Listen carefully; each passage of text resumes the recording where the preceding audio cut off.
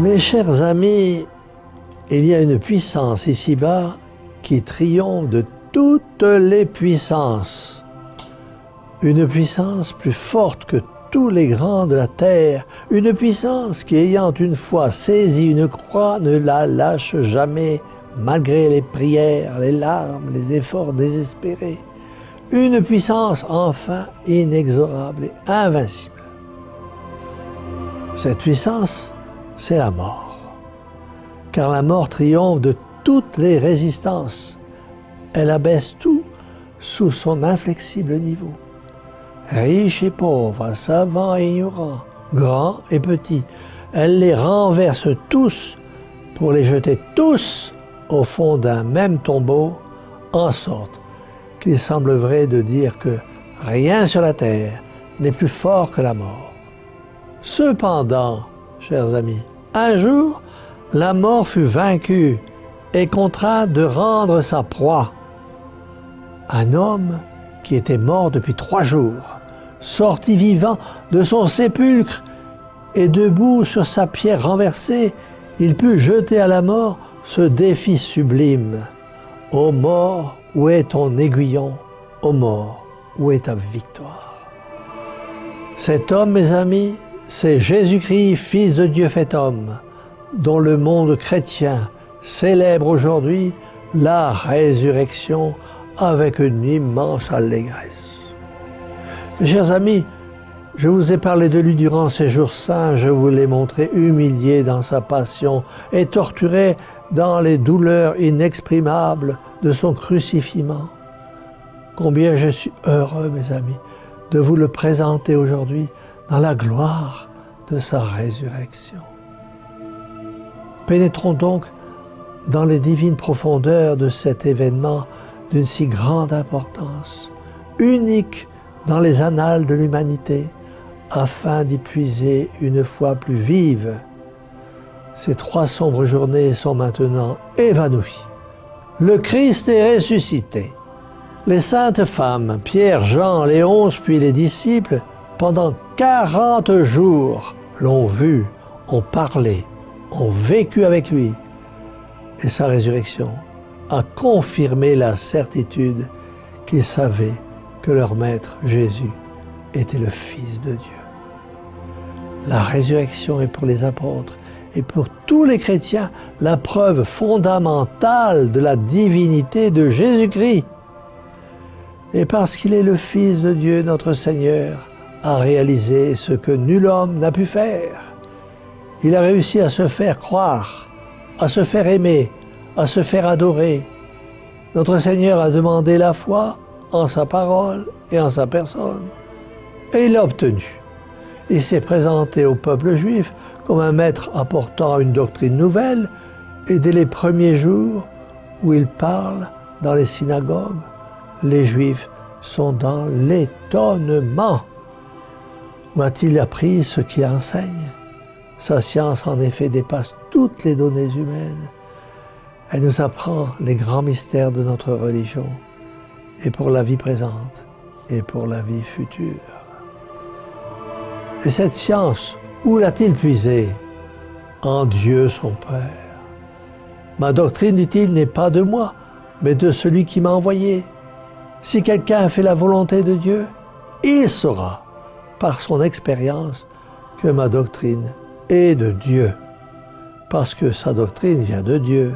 Notre Seigneur exige la foi en sa parole comme condition de salut.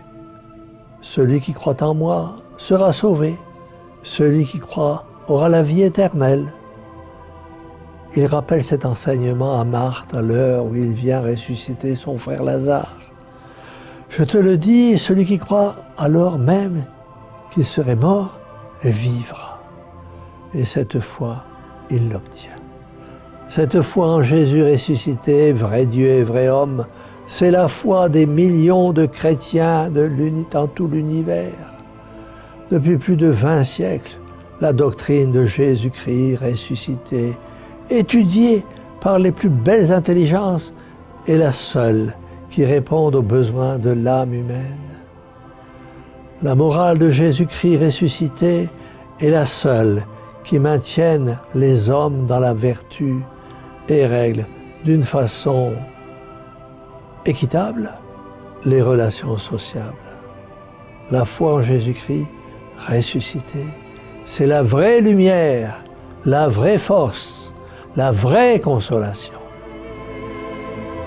Il est bien vrai, mes amis, que nous qui avons la vraie foi en Jésus-Christ ressuscité, nous ne connaissons pas assez notre bonheur. Essayons d'en prendre davantage conscience, cela nous aidera dans les chemins de la vie. Notre Seigneur Jésus-Christ demande la foi en sa personne, et il l'a obtenue parce qu'il est le Fils de Dieu fait homme et ressuscité. Jésus-Christ a demandé l'amour, et il l'a obtenu. Se faire aimer n'est pas chose facile sur la terre. Vous possédez la force, l'autorité. Vous pouvez vous faire craindre et obéir. Vous possédez la science, le talent. Vous pouvez vous faire admirer.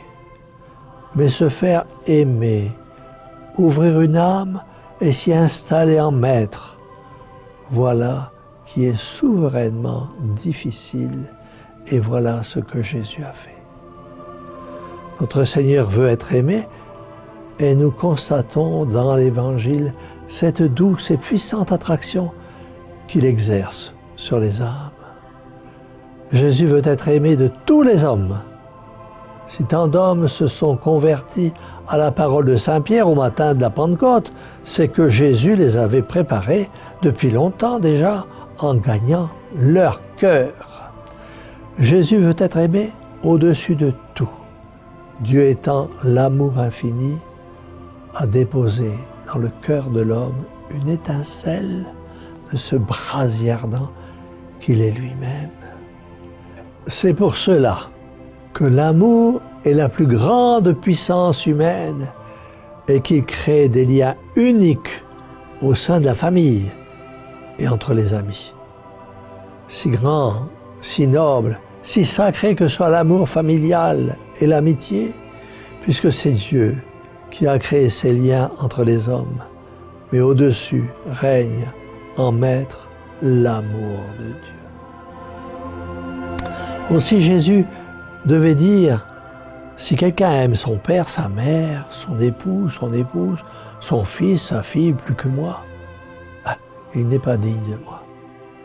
Au-dessus de l'amour des parents, des enfants, des amis, il y a place pour l'amour de Jésus-Christ.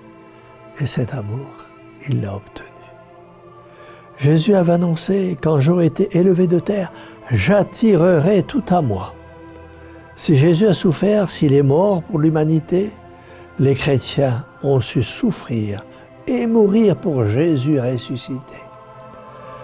Voyez les apôtres arrêtés, emprisonnés, flagellés, et disant, nous ne pouvons pas ne pas parler, ne pas annoncer ce dont nous en sommes les témoins, la résurrection de Jésus-Christ.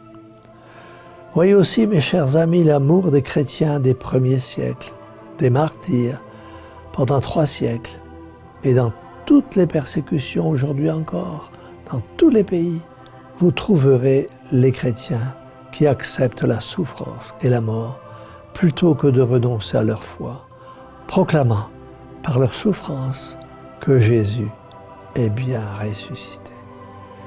Jésus-Christ a demandé aux chrétiens l'amour et il l'a obtenu parce qu'il est le Fils de Dieu fait homme, mort et ressuscité. Enfin, mes amis, notre Seigneur Jésus-Christ a demandé l'adoration. L'adoration, il l'a obtenue. Pendant sa vie mortelle, il ne devait révéler sa divinité que progressivement. Cependant, les prières qui lui furent adressées en tant que Fils de Dieu. Nous voyons Pierre, Jacques et Jean prosternés devant lui, la face contre terre, au jour de la transfiguration. Nous voyons l'aveugle-né se prosterner devant Jésus. Le bon larron sur la croix lui dire « Seigneur, souvenez-vous de moi quand vous serez dans votre royaume. » Qu'est-ce que cela, mes amis? Sinon reconnaître la divinité du Sauveur et le prier comme on prie Dieu lui-même. Et c'est en Dieu que Jésus parle. L'apôtre Thomas, l'incrédule, n'a qu'une parole, et c'est une parole d'adoration. Quand Jésus apparaît, « Mon Seigneur et mon Dieu ». Et depuis plus de 20 siècles, cette reconnaissance de la divinité de notre Seigneur Jésus-Christ, ce culte d'adoration, lui est rendu par toute la terre. Mes chers amis, c'est pourquoi nos églises sont magnifiques, mais nos modestes chapelles aussi, uniquement pour rendre à Jésus le culte d'adoration réservé à Dieu seul. Uniquement pour abriter le tabernacle où réside Jésus-Christ, vrai Dieu et vrai homme. Devant lui se prosternent nos grands savants chrétiens, parce que Jésus, vrai Dieu et vrai homme, fils de Marie, lumière du monde, est venu lui-même les éclairer. Devant lui se prosternent les modestes travailleurs, parce que Jésus, vrai Dieu et vrai homme, et fils de Marie, a tenu un rabot dans ses mains pour sanctifier le travail.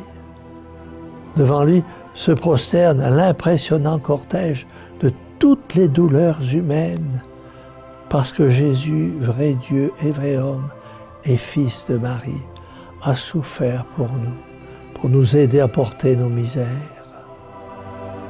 Notre Seigneur a demandé l'adoration, et il l'a obtenue. Mes chers amis, ce matin, avec les apôtres, les martyrs et les saints du ciel, avec tous les fidèles de la terre qui ont chanté l'Alléluia de la résurrection, offrons à Jésus de Nazareth, mort au calvaire et ressuscité au matin de Pâques, l'hommage de notre foi, de notre amour, de notre adoration, comme le gage de notre reconnaissance et de notre fidélité. Parce que nous croyons, ô Jésus, que vous êtes vraiment le Fils éternel du Père, vrai Dieu et vrai homme, vrai Fils de Marie, Jésus-Christ ressuscité. Nous vous adorons, nous vous aimons, nous vous adorons pour ceux qui refusent de le faire, et nous vous aimons pour ceux qui ne vous aiment pas. C'est pourquoi, remplis d'allégresse, et témoignant de la résurrection de Jésus, Fils de la Vierge Marie, nous disons à cette bonne mère, cœur douloureux et immaculé de Marie, sauvez-nous. Alléluia. Le Christ est ressuscité. Il est vraiment ressuscité. Et que la bénédiction du Dieu Tout-Puissant, Père, Fils et Saint-Esprit, descende sur vous tous et y demeure à jamais. Ainsi soit-il.